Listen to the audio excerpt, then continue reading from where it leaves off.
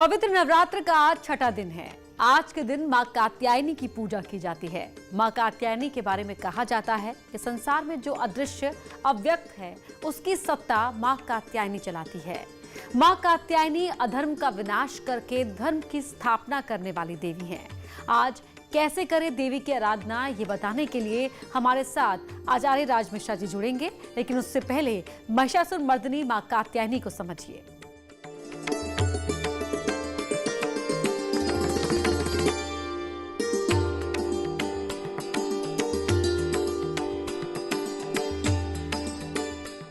शक्ति आराधना का पावन पर्व नवरात्र चल रहा है। नवरात्र में देवी के 9 स्वरूपों की पूजा अर्चना की जाती है। आज देवी के छठे रूप की पूजा हो रही है। देवी के इस रूप की कई कहानियां हैं। शक्ति की आराधना के इस महाउत्सव में आज बात देवी के कात्यायनी रूप की।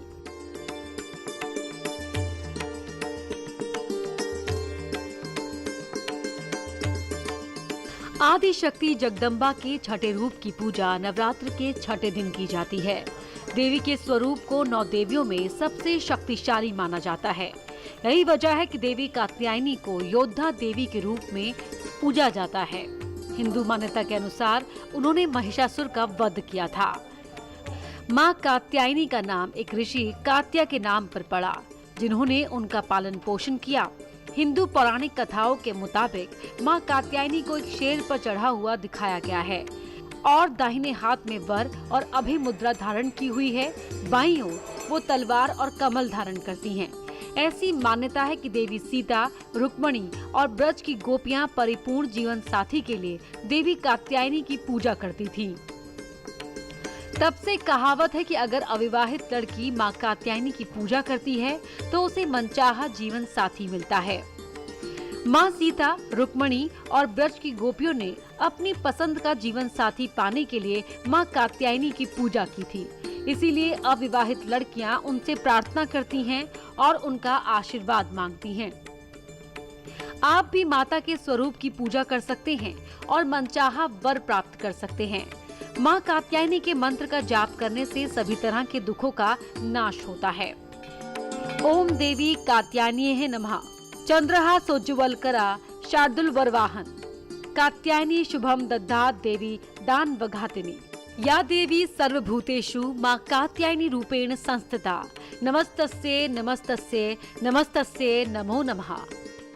ऐसी कथा है कि हमारे सामने जो कुछ भी घटित होता है, जिसे हम प्रपंच का नाम देते हैं, जो अदृश्य है, जिसे हमारी इंद्रियां अनुभव नहीं कर सकती, वो अदृश्य अव्यक्त है। उसकी सत्ता मां कात्यायनी चलाती है। वो अपने इस रूप में उन सब का सूचक है जो अदृश्य समझ के परे है।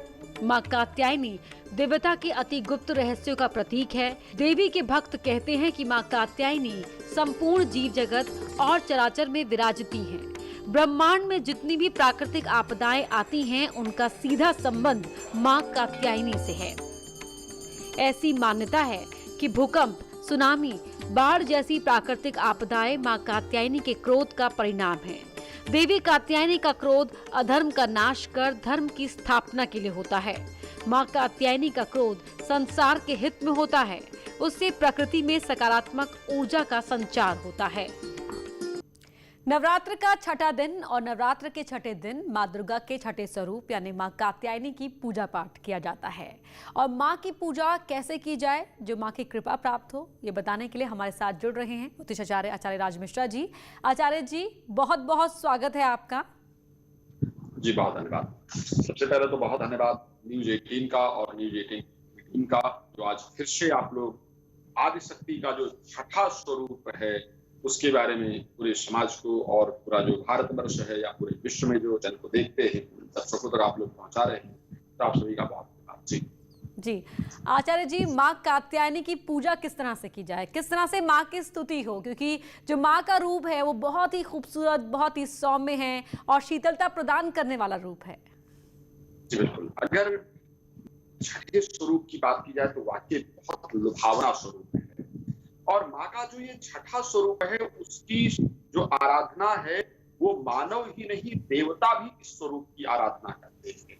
माता आप का जानते हैं माता कात्यायनी का नाम कात्यायनी इसलिए पड़ा कि कात्य ऋषि जो थे, कात्यायन के पुत्र, कात्य के पुत्र थे कात्यायन।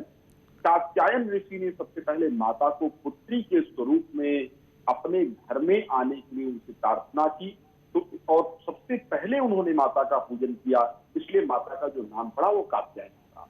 इन देवी के प्रभाव के बारे में जब हम लोग जानते हैं तो शायद बड़ी प्रसन्नता होती है। बहुत कम लोगों को शायद ये बात ज्ञात होगा कि ये भगवान कृष्ण के कुल की अधिष्ठात्री देवी मानी जाती है। मन वांछित वर को प्रदान करने वाली और वैवाहिक जीवन में चल रही समस्याओं को दूर करने वाली और पति पत्नी के परस्पर जो आकर्षण है उसकी वृद्धि करने वाली ये देवी। तो इन देवी की आराधना, इन देवी की कृपा प्राप्त करके जो विशेष रूप की जिनकी जो कपल्स है, जो यंग लोग हैं जिनकी मैरिज नहीं होती है, जो कन्याएं हैं जिनको मैरिज नहीं होती है, या जो जिन हो चुकी है और उनका वैवाहिक जीवन बेहतर नहीं चल रहा है, तो अपने जीवन में आने वाली प्रत्येक समस्याओं को दूर कर सके हैं। तो सबसे पहले मैं चाहूंगा न्यूज 18 के जो हमारे सभी दर्शक हैं वो हाथ जोड़ करके आदि शक्ति के इस छठे स्वरूप का श्रद्धा पूर्वक स्मरण करें, श्रद्धा पूर्वक ध्यान करें। और मैं एक बात पूरे भरोसे के साथ और मेरी मां पर जो श्रद्धा है उसके अनुसार आप सबको कह सकता हूं कि यदि सिर्फ हाथ करके आप लोग प्रार्थना देवी से कर लेंगे तो जिन कन्याओं की शादी नहीं हुई है उनको निश्चित रूप से मनवांछित व्यक्ति पर प्राप्ति होगी, जल्दी मैरिज होगी। और जिनके वैवाहिक जीवन में किसी प्रकार से दिक्कत चल रही है निश्चित रूप से उनके वैवाहिक जीवन की दिक्कत दूर होगी। तो आइए न्यूज 18 ने हम सभी को यह सौभाग्य प्रदान किया है कि आप अपने घर में बैठ करके देवी की आराधना कर पाए, देवी की प्रार्थना कर पाए, और मैं अपने घर से बैठ करके आपको देवी की आराधना कराता हूं। तो आप सभी लोग हाथ जोड़ करके मेरे साथ सबसे पहले मां के छठे स्वरूप की आराधना करें, फिर हम चर्चा को आगे बढ़ाएंगे।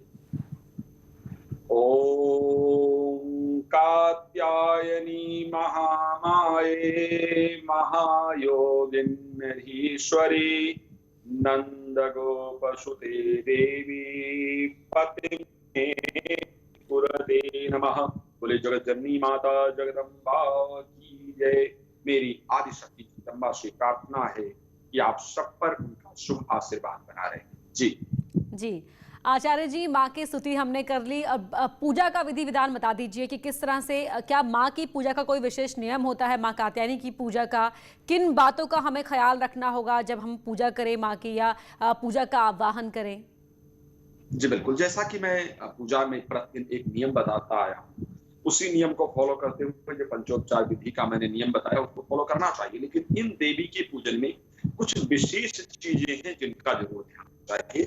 और खासकर मैं दोबारा एक बार रिपीट करना चाहूंगा कि जिन कन्याओं की शादी नहीं हो रही है उनको विशेष रूप से देवी की आराधना और पूजा करनी चाहिए, या जिनके वैवाहिक जीवन में दिक्कतें चल रही हैं उनको विशेष रूप से इन देवी की आराधना पूजा करनी चाहिए। जब हम माता कात्यायनी की पूजा कर रहे हो तो ऐसी परिस्थिति में जो हमारा फेस है सबसे पहले महत्वपूर्ण है, उसको हमें उत्तर दिशा की तरफ करना चाहिए। उत्तर दिशा की तरफ मुंह करके माता कात्यायनी की पूजा करनी चाहिए। कन्याओं को माता कात्यायनी के पूजन के समय हमेशा लाल वस्त्र धारण करना चाहिए, और स्पेशली जब माता कात्यायनी की आराधना करें तो सर के ऊपर चुन्नी जरूर होना चाहिए। ये बड़ा महत्वपूर्ण विषय है। हम लोग जनरली जब पूजा पाठ करते हैं जल्दबाजी में होते हैं, कई बार छोटी छोटी चीजें छोड़ देते हैं, लेकिन माता कात्यायनी की आराधना में स्पेशली सर के ऊपर चुन्नी जरूर होना चाहिए। और अगर किसी कन्या को बुला करके, जिस कन्या का 10 वर्ष से उम्र कम हो, ऐसी कन्या को बुला करके, या घर में कोई बच्ची हो, उस कन्या के पैर को पूरी तरह से धुलाया जाए, पैर को प्रक्षालन किया जाए, और उस पैर को धुला करके उस जल को घर में अगर छींटा लगाया जाए तो ऐसी परिस्थिति में घर के अंदर से दरिद्रता दूर होती है, घर के अंदर धन का आगमन होता है, गृह कलेश इत्यादि पूरी तरह से दूर होता है।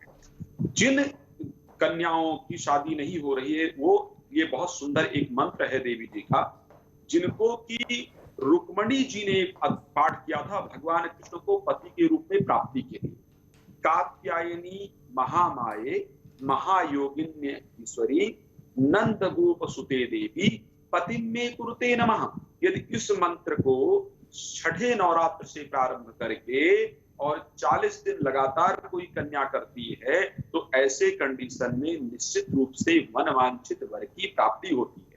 लेकिन पूजन उत्तर दिशा की तरफ मुख करके, लाल वस्त्र को धारण करके, और इनके पूजन में जैसा कि मैंने एक दिन और पूजन में आप लोगों को बताया था कि गुड़हल का फूल बहुत प्रिय होता है। इन माँ को भी लाल पुष्प बहुत प्रिय है। लाल पुष्प गुड़हल का भी होता है, और भी अगर नहीं मिल पाता है तो आप गुलाब का पुष्प लेकर के और देवी पूर्वक दें, और फिर मन में जो कामना है उसके लिए देवी जी से प्रार्थना करें। निश्चित रूप से देवी का आशीर्वाद प्राप्त होता है और हमारी मनोकामना पूर्ण होती है। जी आचार्य जी, एक और प्रश्न जो अक्सर हमारे दर्शक पूछते हैं कि अगर माँ को किस रंग के वस्त्र पहनाएं, और अगर वस्त्रों का प्रबंध ना हो पाए तो क्या कोई लाल रंग की चुनरी या कोई और रंग की चुनरी माँ को चढ़ा सकते हैं वो?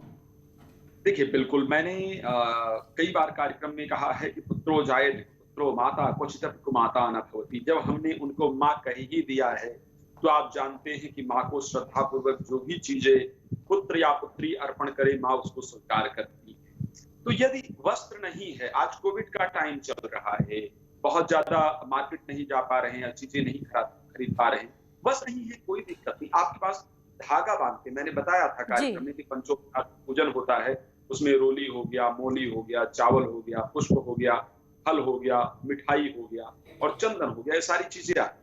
तो उसमें जो मोली धागा हम लोग हाथ में चंदली बांधते हैं, वो धागा वस्त्र नहीं है तो लाल होता है, वो माँ को अर्पण करें। लाल चीज माँ को बहुत पसंद है जी। अगर आप ला पाए हैं तो श्रद्धा पूर्वक चुन्नी माँ को अर्पण करें, तो वस्त्रों में ये अर्पण करके देवी के हम शुभ आशीर्वाद को पूरी तरह से प्राप्त कर सकते हैं जी। भोग के हम जब बात करते हैं कि ऐसा कोई भोग जो विशेष रूप से माँ को प्रिय हो, पंचमेवा के अंदर केसर मिश्रित करके खीर बना करके माँ को अर्पण किया जाए तो माँ को बहुत पसंद है।